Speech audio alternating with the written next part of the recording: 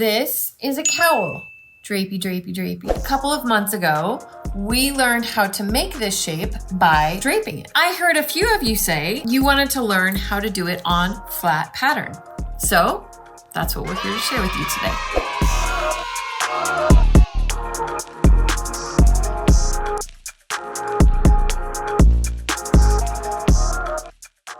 Hello and welcome back to my channel. My name is Trisha, your pattern nerd friend. I am the owner of Creative Costume Academy. I call myself a pattern nerd because I absolutely love everything about pattern making. I feel like it's super duper powerful, so you can make anything that you want. I really want to eradicate any fear that you might have around it because it really is a lot of fun when you do it my way. Just saying. A couple of months ago, we learned how to drape this cowl and what it looks like. And this is a pretty dramatic cowl. And usually when I'm doing a cowl type design, whether it be in the back or on the sleeve or in the front like this, I like to do it on the form and drape it. But there is a way that you can do it with flat pattern. So I thought I would share that with you as well. Let's take a look at what this looks like once you pull it off of the form, because that will give us a clue to what we're looking for when we go to flat pattern. This particular cowl design, because we went so deep, we do have pleats here. So if you are looking at this, this is the top. This is our pleats at either shoulders, and then it goes down into the waist. And that center line is our grain. So notice the top here. It looks like a T, right? T for Trisha, just kidding. T for Turkey Thursday, just kidding. I know, I'm not funny, it's okay. The T tells us that's what is needed for a cowl design. Now we're gonna go over to the table and I wanna show you exactly how to do this flat pattern using a basic bodice. This was a dress, but we can do a basic bodice and have a cowl neckline on a top, a blouse, or anything like that as well. And do the same thing for a dress. It's the same steps. We are just gonna show you because I have a bodice pattern ready to go. Another thing I wanna point out is notice there's no darts at the waist or anything like that. That's kind of an option. You can leave a dart at the waist that goes under the bust to add for extra shaping, or you can swing it all into the cowl because that's the magic of the almighty dart. Let's go to the table and check this out. Starting with your basic bodice pattern, you need to decide what kind of design you want. In this case, I wanna go from about mid-shoulder to, somewhere a deeper V neck is kind of what I'm looking for. Once you have that, we want to know where the bust level is, and we're going to add a little bit of space there. So I'm squaring out a line from my center front here, going back to my bust point on my dart. Then I'm going to give myself two other slash lines going to the shoulder because that's the direction of how I want my cowl to go. Once you have this is our plot for our pattern. So I'm going to go ahead and cut this off. This is a style line that I am choosing. That's the neckline and what I want it to look like. So I'm going to be adding some space here. And then these are going to be slash lines. So what we're going to do is we are going to slash to, but not through the bust point here. So we've got a hinge there. So again, if we are going back to the basics, as I like to always do, this is just another version of adding a dart. If you know how to move a dart around, then you know how to do this. So I'm going to slash, this is where I want to add my extra space.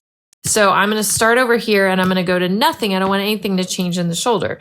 So I am going to slash from this point to, but not through the shoulder point there. And same with this one. So now that I've got all those hinges of where I can add some extra space, let's get our paper ready so that we know what we're doing with this. I've got a folded piece of paper here just because eventually we will need both sides. So I'm going to go ahead and start with it folded. We do want to come down a little bit off of the top because if we remember taking a peek at our draped version of this cowl, remember, you can't just stop right here or else people are going to see the inside. It's not really going to hang really right. So you want to have a facing that goes to the inside so that it hangs really clean and smoothly and you don't have to worry about finishing off that edge right there.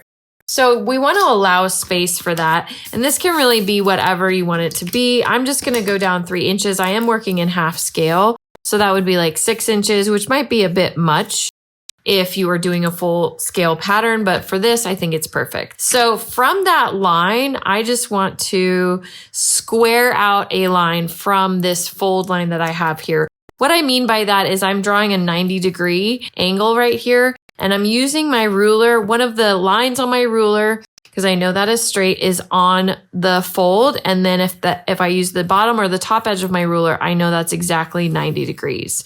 So I'm going to go ahead and do that. Next, we can then add in our front bodice. So remember again, when we did the draped side, how this center front basically ended up being straight. So that's what we want to see when we are laying out this pattern. And we also want our center front, which is here, because we want this to fit, to also be on our center line.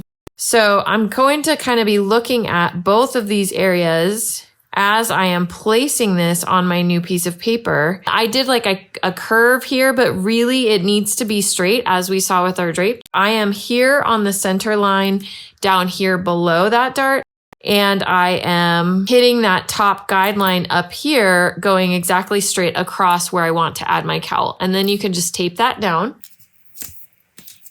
And there you go. So now this becomes our cowl. We still have a dart here. So you could technically close this. It would add more space in between here. If I close this dart completely, it would add more space in our center, but that would just give you a deeper cowl when you had it in place. So this is just giving us a cowl when we still have some shaping going on with the dart. You could also, if you wanted to add pleats in here, like our draped sample, you would open these up and add in the amount of space that you want to have pleated here. So if we look again at our draped version, I added in some pretty big pleats and I had a pretty dramatic cowl. So I could break these apart and add them, and that would scooch everything down. You know, it would scooch everything down. I could open this up, get rid of this, and then that would give me a really deep cowl and a pleat, but this is still going to give us a cowl as well. So you would want to make sure you know where your dart root was and all of that. And then this could draw our facing. So I'm going to button that up and show you what the final result looks like. So now I folded and got my dart. I added some seam allowance and some notches. I wanted to point out a couple of things. So here's the facing. Remember, I went beyond where I want the cowl to end. And to make sure that I can catch it in this shoulder seam, I fold it down and I needle wheel to make sure that it's the same shape on that side. So when I go to stitch this in, I can stitch it into the shoulder. And notice, even though we added all of this space here, because we went to 0 at our shoulder point, that is the rule when you're adding or taking away darts, then we aren't making this shoulder, our original shoulder, anything longer than it was before. So it should still line up and match the back if I didn't change the shoulder on the back, or if I changed the shoulder to be the back. The same thing with here. See how these points are kind of sticking out? This does have to be a full bodice. For those points sticking out beyond the center line, you can just go ahead and cut those off. Then you copy it out, or you can cut it while it's on the fold. And this is what your finished pattern will look like. I went ahead and put a notch here so that we know where this would go. And then we would catch it, you know, in that seam there. And then you can sew it to your back, and what'll happen is this will kind of hang down as the wearer wears it. The most important thing anytime you're doing a cowl design like this is the grain line. So we started with our center line being here, but we really need a bias grain line for this cowl to hang nicely and not really want to fight against itself. The extra stretch of the bias really makes this look nice. So the easiest way to get this is, once I know where my straight of grain is, I have a 2-inch ruler, so I know if I go corner from this 2-inch box to this 2-inch box, that the edge of my ruler is going to be the bias. So I have that lined up. This is going to be my bias grain line. And then when I go to cut this out of my fabric, then I would want to make sure that that grain line is parallel to my selvage, telling me that this is going to be cut on the true bias of my fabric. And that's how you do a cowl in flat pattern. Alrighty, now it's just a different way of creating a similar shape. Now remember, you can add pleats into this basic cowl, but it's the same basic principle as you saw on Susie's mock-up that we did the last time.